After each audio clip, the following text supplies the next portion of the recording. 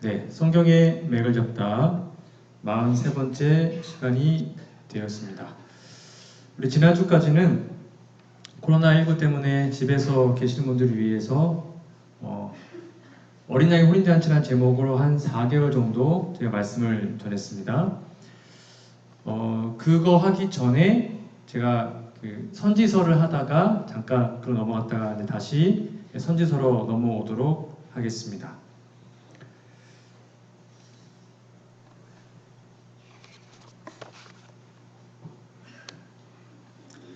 여러분 혹시 이거 다윗 왕조 요 모양 기억하시나요? 이 표 오랜만에 보시죠? 네, 다윗 왕조 남방 유다의 왕들을 7세트로 함께 나눠서 공부를 지금까지 했었습니다. 작년에 아마 다 기억을 많이 못하실 텐데 앞부분 다 했고요. 오늘은 이제 예레미야서를 잠깐 이제 큰 계율을 통해서 볼 텐데요. 예레미야 선지자는 6번에 있는 요시야부터 마지막 7번 세트 포로로 잡혀간 왕들에 있었던 그 시절에 예레미야가 활동을 했습니다. 요시야 왕 때 신명기서를 회복하고 열심히 개혁 운동을 했지만 결국 남방 유다는 급격한 쇠락의 길을 걷게 됩니다. 그럼 먼저 신명기가 아니고요. 예레미야 11장을 좀 찾아주시겠습니까? 여러분 성경을 직접 찾으셔서 좀 줄도 치시고 성경 옆에다가 짝꿍 된 성경도 적으시면 좀 도움이 될 거라 생각합니다. 설교보다는 성경 공부 개념이니까 좀 이해해 주시고 들어주시면 좋겠습니다. 예레미야 11장을 좀 보시면 신명기 28장 우리 복과 저주에 대해서 함께 다 이미 배웠습니다. 신명기 28장의 언약의 저주들과 재앙들이 남방 유다에 일어나는 것을 보여주고 있습니다. 예레미야 11장을 피시면 좋겠습니다. 11장 1절부터 보면 여기 언약이라는 단어와 저주, 맹세라는 단어 여러분 밑줄을 좀 그어두시면 됩니다. 예레미야 11장 1절부터 5절에 보면 특히 2절부터 보면 이 언약이라는 단어가 매 절마다 반복이 되어 있습니다. 즉 언약의 신실하신 하나님과 언약을 배반한 이스라엘 백성들을 대조하고 있는 것이죠.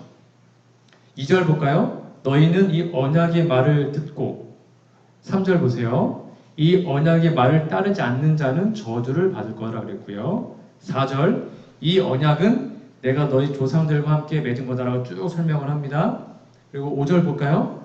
내가 또 너희 조상들에게 한 맹세는 언약과 거의 뜻이 같다 그랬죠. 그들에게 젖과 꿀이 흐르는 땅을 주려고 한 그 언약을 이루리라 한 것인데 오늘이 그것을 증언한다 하고 예레미야가 아멘 하면서 이 말씀을 받습니다. 이후로 예레미야는 예레미야 11장 1절부터 5절에 있는 말씀을 근거로 하나님께 선지자적 어떤 위임을 받아서 선지자 역할을 하며 특별히 마지막 남방 유다 왕조에게 신명기 28장의 저주를 선포합니다. 예레미야가 좀 즐겨했던 저주의 내용은 칼과 기근입니다. 여러분 예레미야 14장 넘어가겠습니다. 14장에 보면 예레미야는 자주 너 저주를 선포할 때 칼과 기근이라는 단어를 자주 씁니다. 이게 다 신명기 28장에서 그대로 따온 것입니다. 그리고 칼과 기근에다가 전염병까지 첨가하는 것을 보게 됩니다. 예레미야 14장 12절에 보면 칼과 기근과 전염병으로 내가 그들을 멸하리라. 그러니까 신명기 28장의 그 저주의 모습이 지금 남방 유다에 나타나고 있으니 제발 좀 돌이켜라고 계속 말을 하고 있는 거예요. 그 다음에 16장으로 가볼까요? 예레미야 16장 4절에 보면 이제 칼과 기근과 들짐승의 저주가 기록이 되어 있습니다. 16장 4절에 보면 독한 병으로 죽어도 아무도 슬퍼하지 않아요. 그리고 묻어두지도 않고요. 칼과 기근에 망하고 그 시체는 아무도 안 묻어주니까 공중의 새와 땅의 짐승의 밥이 된다고 합니다. 그렇게 저주가 임할 것이다 라고 예레미야가 계속 경고를 하고 있습니다. 제가 거듭 말씀드리지만 선지서의 키는 신명기 28장이라고 그랬습니다. 신명기 28장에 복과 저주가 나와요. 그 저주의 용어를 지금 선지자들이 그대로 차용해서 쓰고 있는 것입니다. 대부분의 선지자들은 언어의 마술사입니다. 아까 말한 것처럼 신명기 28장의 그 저주 용어를 자기 마음대로 변형해서 사용을 합니다. 그런데 예레미야는요, 거기에 더 이렇게 발전해서 행동화된 비유를 선보이곤 합니다. 그럼 예레미야 16장으로 가볼까요? 예레미야 16장 찾으셨죠? 16장에 보면 이렇게 기록이 되어 있어요. 16장의 전체 내용이 이겁니다. 결혼과 초상, 즉 장례식, 그 다음에 잔치 다 금지하는 내용이 16장에 기록되어 있습니다. 무슨 말일까요? 결혼해봤자, 자식 낳아봤자 곧 나라 망하니까 의미 없다는 것입니다. 그리고 초상, 상가집 가서 울지 마라. 어차피 다 죽을 거야 라고 말하는 것이고요. 잔치, 집 가서 웃고 떠들지 마라. 어차피 잔치하고 싶어도 못할 날이 온다 라고 결혼과 초상집과 잔치를 금지하는 말을 해요. 그게 예레미야 16장에 기록이 되어 있습니다.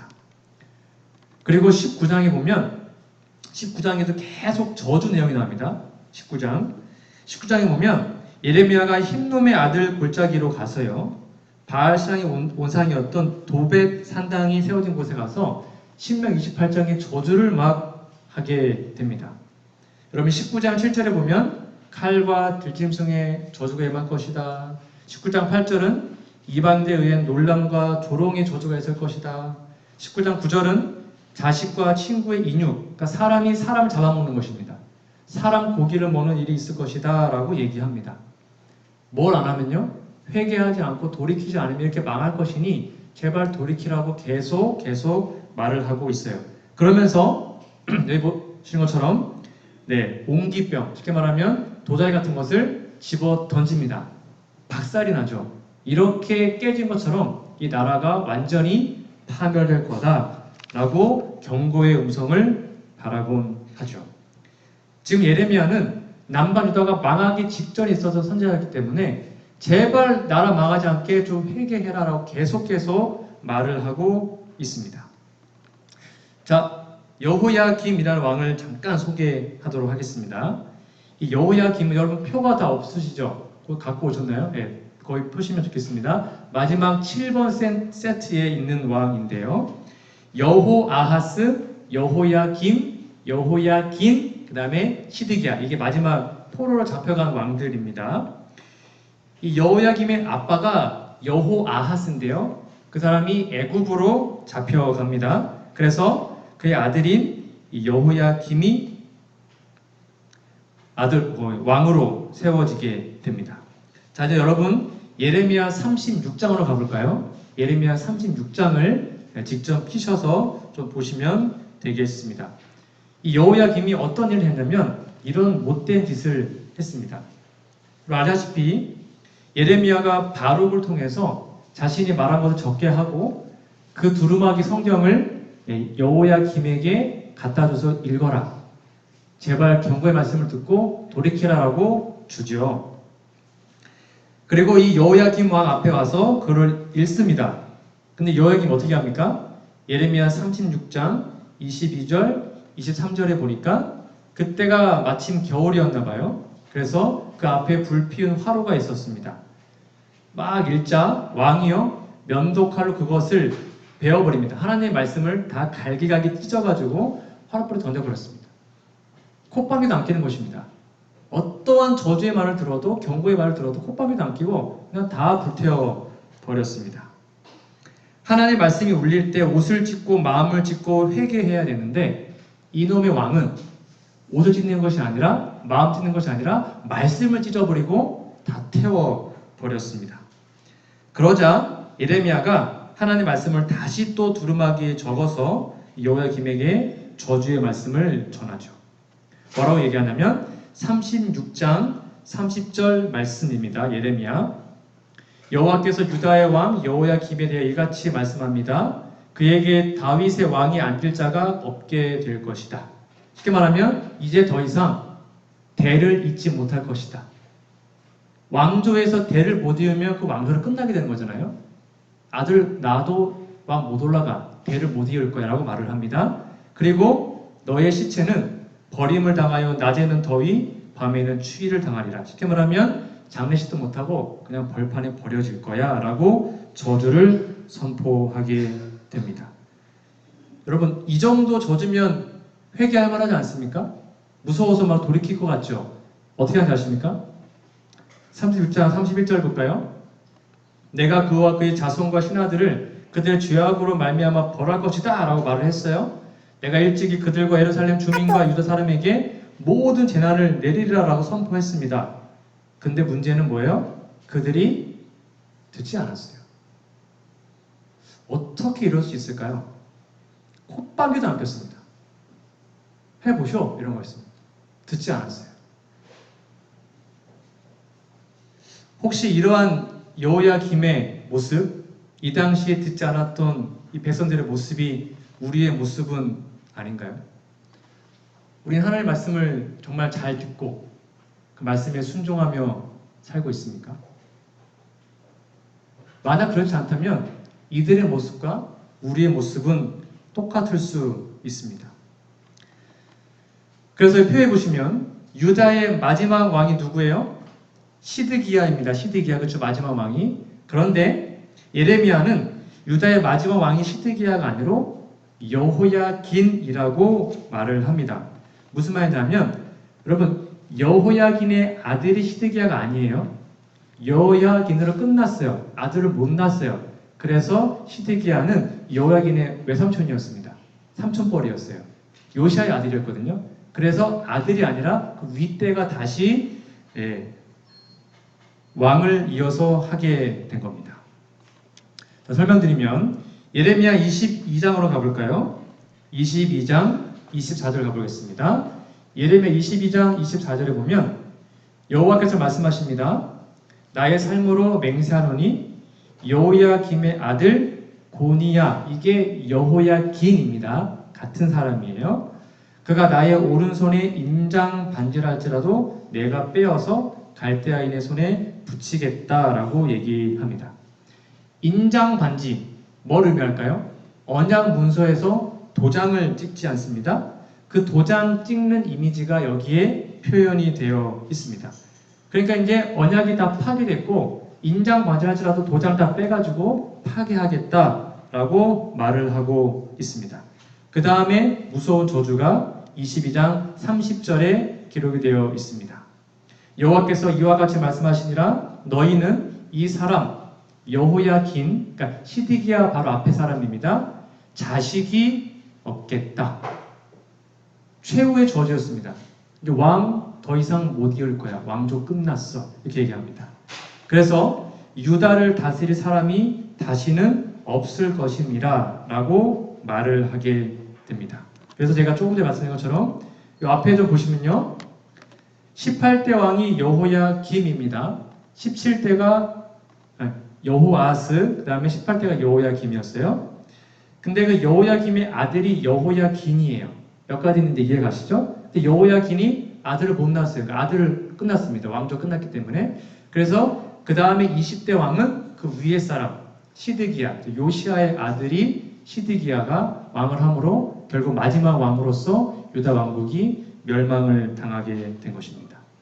대가 끊어진 거예요. 다윗부터 쭉 내려오던 게 여호야긴에서 대가 끊기고 왕국이 드디어 끝나버리게 됩니다. 여러분, 대가 끊긴다는 것은 더 이상 희망이 없다는 것을 말합니다. 이걸 오늘날 교회에 적용하면, 교단에 적용하면 영적으로 본다면 뭘 의미할까요? 교회 안에 새로운 영혼, 새로운 일꾼들이 계속 들어오지 않으면 결국 교회는 자멸합니다. 대가 끊기는 것입니다. 그렇죠? 후세대 양성이 안 되면 대가 끊기는 것이고 그 교단은 어떤 교단이라도 어떤 교회라도 후세대가 들어오지 않으면 그 교회는 망하는 것입니다. 근데 남방 유다가 망한 이유가 뭐라고요? 대가 끊겼어요. 왜요? 너무 악했기 때문에 하나님이 그들의 뇌를 끊어버리셨습니다. 우리가 심각하게 봐야 하는 역사적 사실인 거죠. 우리가 알다시피 유다의 마지막 왕은 시드기야입니다. 근데 시드기야는 누구라고요? 요야긴의 삼촌이었습니다. 요시야의 아들이었죠. 그러니까 대가 끊겨서 어쩔 수 없이 그냥 아무나, 그냥 왕족이면 아무나 왕으로 세워버린 것입니다. 근데 이 시드기야 왕도 마지막 왕이었는데 정말 우유부단했어요. 여론의 노예였기 때문에 죄를 많이 졌고 하나님의 말씀을 끝까지 거절한 사람이었습니다. 그래서 이 시대를, 이 시드기야 왕 시대, 마지막 멸망 직전인 그 시대를 역대하 36장은 이렇게 표현하고 있습니다. 여러분 성경책 역대하 36장으로 가볼까요? 좀 피셔서 좀 줄을 좀 같이 쳐주시면 다음에 보실 때 좀 도움이 될 겁니다. 역대하 36장 16절을 좀 볼게요. 이게 지금 마지막 시대, 그러니까 그 당시에 남방 유다의 마지막 왕 시드기야 시대를 말하고 있습니다. 그 백성이 하나님의 사자를 비웃고 말씀을 멸시하며 그 선지자를 욕하여 여호와의 진노로 그 백성에게 미쳐서 만회할 수 없게 하였다. 만회할 수 없었답니다. 그게 마지막 남방 유다의 현실이었습니다. 더 이상 기회가 없었고 은혜 시기가 없고 어떻게 회복할 수 있는 그 모든 것이 사라지게 된 것입니다. 하나님 나라가 그 언약을 이어가기 위해서는 새 직분을 가진 사람들이 그 역할을 잘 해야 됩니다. 기억나십니까? 하나님 나라의 새 직분, 왕과 제사장과 선지자입니다. 이 새 직분이 자기가 맡은 역할을 잘 해야 그 나라가 하나님의 통치하에서 번영할 수 있었습니다. 그래서 남방 유다가 그걸 잘할 때는 왕도 잘하고 제사장도 잘하고 다 잘할 때는 잘 나갔어요. 근데 이 새 직분이 다 망했을 때는 나라가 망하는 일을 하게 된 것입니다. 먼저 남방 유다의 마지막 왕을 좀 볼까요? 시드기야입니다. 역대하 36장 11절. 시드기야가 왕위에 올랐습니다. 21세, 21살의 왕에 올랐습니다. 11년 동안 다스렸는데 12절 볼까요? 그가 하나님 여호와 보시기에 악을 행하고요. 여호와의 말씀 일러도 그 앞에 겸손하지 않았습니다. 쉽게 말하면 들어먹지 않았습니다. 듣지 않았습니다. 불순종했고 하나님 말씀에 겸비하지 않았습니다. 그래서 이렇게 왕들이 이렇게 하나님 말씀을 멸시하자 정말 웃기게도요. 이방의 왕이 와가지고 유다 왕들에게 하나님의 말씀대로 해라라고 권면을 합니다. 이방 왕이 쳐들어와가지고요. 하나님의 백성들에게 너 똑바로 살아라고 말을 하는 거예요. 그게 지금 역대하 36장 13절에 기록이 되어 있습니다. 이거 정말로 수치스러운 거였어요. 잘 보세요. 또한 느부갓네살 왕이 그는 마지막 시드기야 왕입니다. 그를 그의 하나님을 가리켜 맹세하게 하였으나 당신 하나님께 맹세해서 하시오 라고 얘기를 했거든요. 근데 그가 왕을 배반하고 목을 곧게 합니다. 마음을 완악하게 하죠. 그래서 이스라엘은 여호와께로 돌아오지 않았습니다. 왕이 철저하게 배도하고 하나님을 떠나고 겸손하지 않고 이방 나라 왕이 와서 말을 해도 들어먹지 않은 것이 마지막 남방 유다 왕의 모습이었습니다. 자, 그러면 이 마지막 그 시대에 제사장의 모습은 어땠을까요? 36장 14절 볼까요? 모든 제사장들의 우두머리들과 백성도 크게 범죄했습니다. 그러니까 제사장들도 말씀을 가르치고 죄인들을 위해서 중보해주는 예배를 진행하는 제사장들도 다 범죄한 것입니다. 철저하게 배도했습니다. 그러면 그 당시에 선지자들은 어땠을까요? 역대하 36장 15절 16절을 보시면 16절만 볼게요. 하나님께서 부지런히 그의 사신들을 보내서 말씀하십니다. 16절 그의 백성이 하나님의 사신들을 비웃고 그의 말씀을 멸시하며 그의 선지자들을 욕하여 그래서 회복할 수 없게 되었다. 물론 참 선지자들이 덜어 있었지만 오히려 거짓 선지자들이 많이 나타나서 기별을 드렸던 것이 마지막 남방 유다의 모습이었습니다. 왕, 제사장, 선지자가 다 타락한 것입니다. 그래서 나라가 망했습니다. 오늘날의 왕은 누구죠? 오늘날의 제사장은 누굽니까? 오늘날의 선지자는 누구라 그랬죠?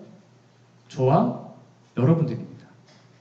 저와 여러분들이 이 시대의 왕으로서 제사장으로서 선지자의 사명을 충실하게 감당하지 못하면 우리 교회는, 우리 교단은 똑같이 희망이 없는 것입니다. 우리가 깨어나지 않으면, 우리가 회복되지 않으면 교회는 희망이 없는 것입니다. 그게 남방유다의 역사였어요. 새 직분을 가진 사람들이 타락하자 나라가 망하게 되었습니다. 그래서 이렇게 타락한 왕들과 거짓 선지자들과 이런 사람들을 대항해서 예레미야가 맞서서 하나님의 복음을 끝까지 전하게 되죠. 다시 예레미야 27장으로 넘어오겠습니다. 여러분 성경책 예레미야 27장으로 좀 와주시면 감사하겠습니다. 27장 12절에 보면 예레미야가 아까 행동화된 비유를 많이 했다고 그랬죠. 예레미야가요 시드기야에 가서 말을 할 때 바벨론 왕의 멍에를 목에 메고 그와 그의 백성을 섬기소서 그리하면 살겠습니다 라고 얘기합니다. 와가지고 멍에 매라는 것입니다. 항복하라는 거예요. 이것은 신명기 28장 48절 그대로 인용한 것입니다. 그러면 예레미야 27장 12절에다가 옆에다 써놓으세요. 짝꿍입니다. 신명기 28장 48절을 적어주시면 됩니다. 그러니까 예레미야가 말을 하기를 48절에 보니까 그가 철 멍에를 내 목에 메어 마침내 너를 멸할 것이라. 쉽게 말하면 멍에 메고 항복하라고 말하고 있는 것입니다. 그대로 저주 용어를 써서 시드기야 왕에게 말을 하죠. 그러니까 사람들이 좋아했겠어요? 안 좋아했겠어요? 당연히 안 좋아하죠. 그러자 이렇게 말을 하자 예레미야를 반대해서 거짓 선지자 하나냐가 등장을 합니다. 예레미야는 말을 하기를 바벨론에게 70년 동안 우리 포로가 될 겁니다. 근데 하나냐는 뭐라 그러냐면요 2년 안에 다 회복됩니다. 그럼 뭐가 더 듣기 좋으세요? 2년만 있으면 회복된대요. 그게 더 듣기 달콤하지 않습니까? 그래서 예레미야 기별이 또 묵살됩니다. 그러자 이번에 예레미야가 철 멍에를 메고 와서 똑같은 기별을 전합니다. 이거 거절하면, 지금 거절하면 철 멍에 맵니다. 처음엔 나무였는데 이젠 철이에요. 제발 좀 항복하세요 라고 말을 해요. 아까 말한 것처럼 이 당시의 모습이 어땠다고요? 만회할 수 없는 모습, 은혜의 시기가 끝난 모습, 더 이상 하나님의 말씀을 듣지 않는 그들의 모습. 그럼 하나님께서요 이 예레미야를 보내셔서 남방 유다한테 왜 바벨론에게 항복하라고 했을까요? 그것이 하나님이 그들에게 내리는 가장 가벼운 징벌이었습니다. 만약에 그들이 이 말을 듣고 항복했으면 예루살렘 성전이 불타고 없어졌을까요? 없어지지 않았어요. 남방 유다가 한 명도 안 죽었다고 나와 있습니다. 원래 처음부터 항복했으면 다 살려주고요. 죽이지 않고 다 회복시키고 70년간 잠깐 가서 좀 쉬다가 돌아오면 된다고 그랬거든요. 근데 그건 안 하는 거예요.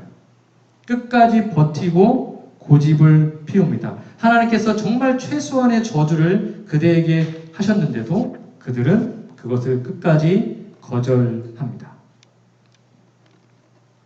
예레미야 38장 가볼까요? 38장 2절에 보면 이렇게 기록하고 있습니다. 여호와께서 이와 같이 말씀하시되 이 성에 머무는 자는 칼과 기근과 전염병에 죽으리라. 그러니까 끝까지 고집피면 너희들 죽어라고 말을 한 다음에 그러나 갈대아인에게 항복하는 자는 살리니 제발 항복해라. 그러면 살 수 있다. 그는 노량물을 얻음같이 자기의 목숨을 건지리라. 쉽게 말하면 죽지 않을 거야. 제발 항복하고 70년 동안만 포로로 살아라 라고 얘기를 합니다. 근데 이런 기별을 전하니 당연히 사람들이 듣지를 않았죠. 오늘날 얘기하면 일본에게 항복하라 그러면 친일파요. 북한에게 항복하라 그러면 빨갱이요. 뭐 그런 말을 듣겠죠. 인기 없는 선지자의 기별이었습니다. 그래서 정리하면 여러분 예레미야서는 이것만 이해하시면 됩니다. 예레미야서는요. 언약을 만회할 수 없었던 쉽게 말하면 은혜 시가 거의 끝나가는 마지막 왕조, 마지막 왕 그때를 말하는 거잖아요. 그 언약을 만회할 수 없었던 그 시대에 하나님의 기별을 외치며 고분분투한 선지자 예레미야와 어떻게 했는지 그리고 도대체 당시의 왕들이 얼마나 타락했기에 결국 다윗 왕조가 멸망하기까지 이르렀는지 그 두 가지에 초점을 두고 읽으시면 예레미야서를 쉽게 이해할 수 있을 것입니다. 여러분 그런데 시드기야가요, 시드기야 왕이 바벨론의 포로로 가기 약 2년 전에 느부갓네살 왕이 다시 와서 예루살렘 성을 포위합니다. 그것이 예레미야 34장에 기록이 되어 있습니다. 여러분 예레미야 34장으로 가볼까요? 34장 2절 3절에 있는 말씀입니다. 예레미야 34장 2절 3절입니다. 여호와께서 말씀하시죠. 유다의 왕 시드기야 왕이 말을 합니다. 내가 이 성을 바벨론 왕의 손에 넘기리니 그가 이 성을 다 불사르겠다. 왜요? 끝까지 말 안 들으니까요. 원래는 불 안 사르는데 다 불사르겠다 말을 합니다. 그리고 3절 끝에 보니까 너는 바벨론으로 잡혀갈 거다 라고 말을 해요. 하나님은 참 좋은 분이신 게요. 이렇게 저주를 선포한 다음에도 시드기야에게 희망 기별을 하나 주십니다. 4절 볼까요? 그러나 유다의 시드기야 왕이요 여호와의 말씀을 좀 들어라. 좀 들으세요. 여호와께서 너에게 이와 같이 말씀하시니라 네가 칼에 죽지 아니하고 평안히 죽을 것이다. 그러니까 조금만 좀 말씀만 들으면 평안히 죽을 수 있습니다. 좀 들으세요. 라고 얘기를 합니다. 그러면 이때 갑자기 시드기야가 정신을 차리는 것처럼 보이는 행동을 하나 합니다. 이게 되게 재밌던데요. 34장 8절 보실까요? 여러분 성경책 34장 8절 보면 그 기별을 듣고 시드기야 왕이요 예루살렘에 있는 모든 백성과 언약을 맺습니다. 여러분 이 언약은 하나님을 믿는다는 표현이잖아요. 이 시드기야가 갑자기 언약을 맺네요. 그리고는 어떻게 합니까? 자유를 선언합니다. 이게 무슨 말일까요? 그러니까 이때 당시에 원래 6년 동안 노예가 됐으면 7년째 안식년 때 해방되어야 되잖아요. 그렇죠? 그걸 안 한 거예요. 그래서 노예들, 그러니까 같은 민족인 노비들을 다 자유롭게 해방해 줍니다. 그게 9절에 나옵니다. 34장 9절. 노비를 다 놓아 자유하게 합니다. 그 동족 유다인을 종을 삼지 못하게 합니다. 옆에다가 여러분 예레미야 34장 9절에다가 신명기 15장 12절을 적어 놓으시면 돼요. 짝꿍입니다. 그러니까 이게 그 당시 법이었잖아요. 6년 동안 노예였으면 7년 때는 해방이었습니다. 그걸 지금까지 못했다가 시드기야가 갑자기 정신 차렸는지 포위된 상태입니다. 지금 이 성읍이 포위된 상태예요. 바벨론에. 근데 이때 욕을 하는 것입니다. 노비를 다 석방시키고 다 자유하게 하고 그들과 언약을 맺습니다. 내가 다시는 너희들 노비 안 삼을게 하고 언약을 맺어요. 여러분 이렇게 되자 어떻게 됐을까요? 놀랍게도 이렇게 신명기 법을 딱 하나 순종했거든요. 근데 갑자기 바벨론이 그 포위를 풀고 가버렸어요. 그들이 구원을 받게 됩니다. 여러분 참 신기하지 않습니까? 갑자기 바벨론 군대가 포위를 풀었어요. 정말 위기의 순간에 하나님의 말씀, 신명기 말씀을 딱 하나 순종했는데 그냥 포위를 풀고 가버린 거예요. 여러분 그러면 정상적이라면 시드기야 어떻게 해야 됐을까요? 야 진짜 말씀이 이루어지는구나. 개혁을 하자 이렇게 해야 되잖아요. 근데 다 풀려나자 어떻게 하는지 아십니까? 물론 이제 성경 주석에는요 요때 풀어놓은 것이 이 노비들이 이제 반란 일으켜가지고 적군하고 합칠까봐 풀었다는 말도 있어요. 여하튼 간에 언약을 지켰단 말이에요. 그래서 바벨론의 포로에서 풀림을 당했습니다. 그러면 말씀이 이루어졌으니까 말씀 정말로 되는 거니까 개혁하자 이렇게 해야 되잖아요. 근데 그렇게 안 하고 어떻게 하는 줄 아세요? 34장 10절 볼까요?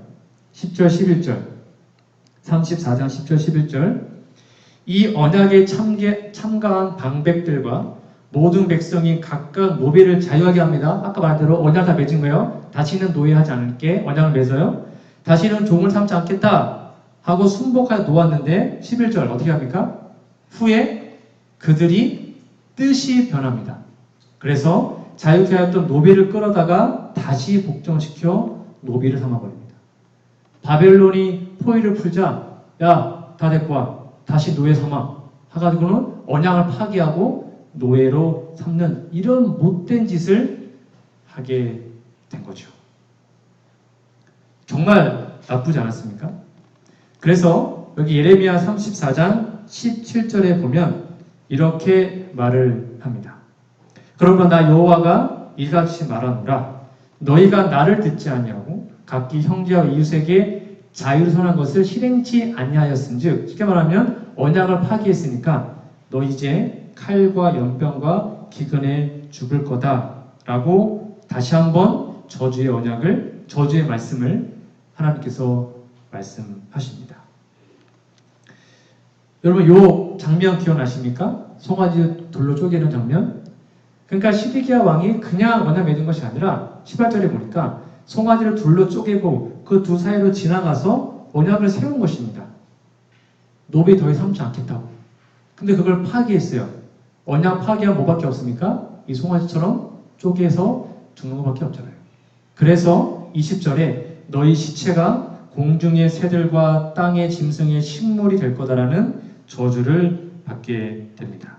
결국 이 마지막 기회까지 날려먹은 시드기야는 유다의 마지막 왕으로 정말 비참한 죽음을 당하게 됩니다. 어떻게 죽은지 아세요? 시드기야가? 그림 보시면 저기 그림에서 밑에 죽어있는 사람이 시드기야의 아들입니다. 바벨론의 왕이요, 시드기야 눈 앞에서 그의 아들을 죽입니다. 아버지가 보는데 아들을 죽여요. 그리고 유다의 모든 귀족을 다 죽입니다. 똑같이 노예 그걸 다 했으니까요. 그 다음에 바벨론 왕이요 7절 보니까 시드기야의 눈을 빼버립니다. 그리고 바벨론으로 옮기려고 사슬로 결박하여 잡혀갑니다. 이것이 하나님의 언약을 끝까지 거절한 시드기야의 최후의 모습이었습니다. 아들 죽고 눈 뽑히고 잡혀갔어요. 이게 불순종한 그 당시의 왕의 모습이었습니다. 그러나 놀랍게도요, 그 다음이 중요한데요. 예레미야 39장 10절 볼까요? 그래서 바벨론 왕이 왔어요. 그 다음에 사령관 느부사라단을 보냅니다. 그런 다음에 아무 소유가 없는 빈민을 유다 땅에 남겨둡니다. 그리고 그날의 포도원과 밭을 그들에게 줍니다. 무슨 말이냐면 안식년, 희년, 원래 그들에게 땅과 토지를 다시 회복해야 되는 거잖아요. 그거를 남방 유다의 왕들이 안 하니까 이방 왕이 와가지고 시켜가지고 다시 원상복귀를 해줍니다. 그것이 처참하게 망가진 그리고 망해버린 남방 유다의 영적인 현실이었습니다. 바로 예레미야 22장 3절에서 5절에 있는 말씀이 그대로 성취가 되었죠. 여호와께서 이렇게 말씀하셨죠. 이방인과 고아와 과부를 압제하거나 학대하지 말아라. 이곳에서 제발 무자비 흘리지 말아라. 너희 만약 그렇게 하면 5절 끝에 보세요. 이 집이 황폐하고 망할 거다라고 얘기를 합니다. 이것이 우리가 남방 유다에서 배울 수 있는 교훈입니다. 한마디로 뭡니까? 언약에 불순종하면 망하는 것입니다. 하나님의 말씀에 불순종하면 곧 멸망입니다. 이것이 구약에 누누하게 우리에게 경고하고 나타나 있습니다. 다시 뒤집어 얘기하겠습니다. 그렇다면 우리는 하나님 언약의 말씀에 순종하고 있습니까? 우리 교회는, 우리 교단은 하나님의 언약의 말씀에 순종하고 있습니까? 만약 순종하지 않는다면 우리도 똑같이 망할 수 있습니다. 그것이 남방 유다의 모습이에요. 그래서 하나님 우리에게 이렇게 말씀하시는 거예요. 어떻게 말씀하십니까? 화해주석에 보면 신명기는 우리 시대의 땅 위에 이 땅에 살고 있는 우리들이 주의 깊이 연구해야 할 책이다. 거기에는 모세를 통하여 이스라엘 자손에게 주시는 교훈이 들어있고 그 속에는 하나님의 율법이 되풀이되고 있다. 그 다음 같이 읽어볼까요? 이 율법에 시작. 이 율법에 대한 순종 여부에 이스라엘의 번영이 달렸고 생사가 달려 있었다. 똑같습니다. 하나님의 말씀에 대한 순종 여부에 우리의 번영과 우리의 생사가 달려 있습니다. 구약에 기록된 이러한 암울하고 가슴 아픈 이 역사가 우리의 교회에, 우리의 가정에, 우리 개인의 삶에 반복되는 일이 없도록 거울로 삼고 하나님의 말씀에 언약에 순종하기로 다시 한번 결심하는 우리 모두가 되기를 바라면서 오늘 말씀을 마치도록 하겠습니다.